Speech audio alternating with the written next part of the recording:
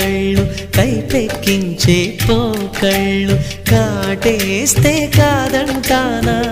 ఇప్పుడైనా వయసేమైనా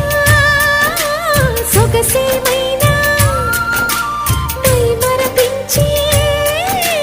మనసేమైనా నవ్వు నవరాత్రి నీ కోసం తీసుకువస్తున్నా మైనా ఏమైనావే మన్మథ మాసం అయినా